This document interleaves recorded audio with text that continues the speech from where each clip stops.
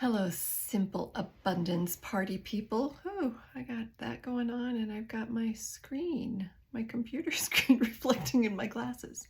So enjoy that. It's a little extra bonus for you today. Speaking of bonuses, this is the beautiful thing about February and books that are meant to be for an entire year. I guess they have to include February 29th as a date in case, in fact, it is a leap year. So we get a double dose today. Woo, woo. And once again, she's got me going. So February 29th is the headline of Now That I've Gotten Your Attention. And she's reminding us that we've been on this journey of inner discovery, self-discovery, for a couple of months now. And knowing more about what motivates us, what drives us, what's truly important to us instead of all of the external noise in the outside world. And then she talks about knowing that and then not doing anything about it is something that we need to be reflecting on, if in fact that is the case, that tomorrow slips out very, very unconsciously and easily. I'll do it tomorrow. I'll do it tomorrow. Well, tomorrow never comes. Tomorrow you'll begin. Tomorrow. All this I know, all this I have lived myself, is what she says. But then here's the kicker. Here's what really got me today. But what I know most of all is that reading about a journey is not the same as taking one. So just do it. Just do what you want. This is the simple abundance path. How many times in the past have we chosen not to change our lives for the better simply by not choosing? Today, make the choice. Choose to continue this simple abundance path or close this book now. If you choose to close the book, my blessings accompany you. May peace and plenty be your portion. Pass this book along to a friend or donate it. If you're still with me, you know that what you need to do today, you need to do it today, not tomorrow. Take another look at your life, give thanks, and accept your circumstances. Give thanks, count your blessings. Give thanks, and show up for each day's reflections.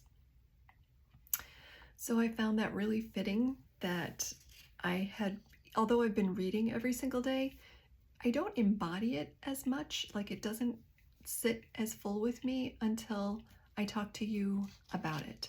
And so I found it just fascinating and miraculous that I picked up the book again yesterday, and I picked up the video, the camera again yesterday to be able to reconnect.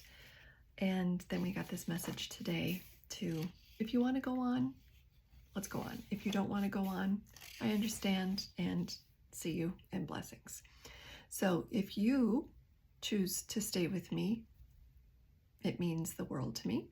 If you choose to just provide this link to somebody else or share it with somebody else and go on your own merry way, that would mean the world to me as well, as long as you remain in happiness and peace.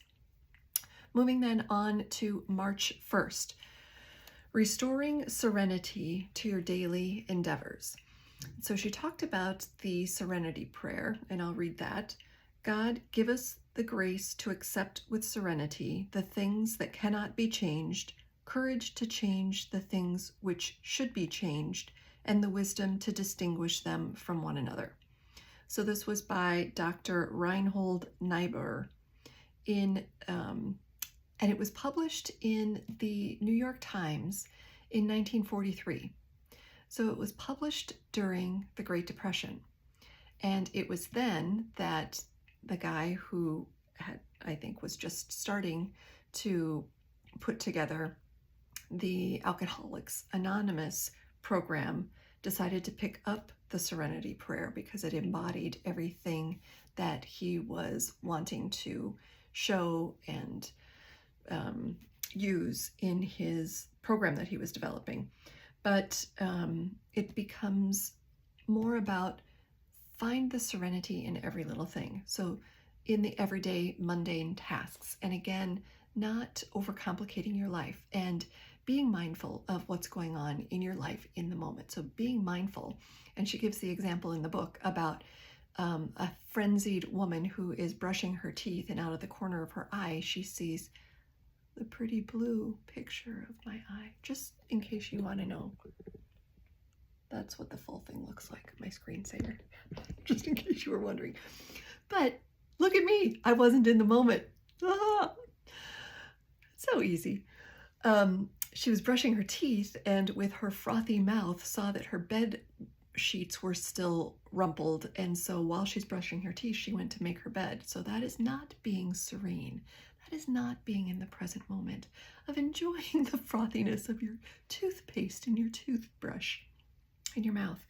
But she gives the example of Grace Kelly and how Princess Grace was, you know, the Hollywood movie star and did all these things. And the biggest lesson that she needed to learn, or the biggest education that she needed to have, was in becoming Her Highness, and how she needed to be graceful in each moment in perpetuity, but because that's what was expected of her. So instead of just what's expected of you, let's do it as a gift to ourselves and be in the moment so that we can enjoy the mundane things in every single moment.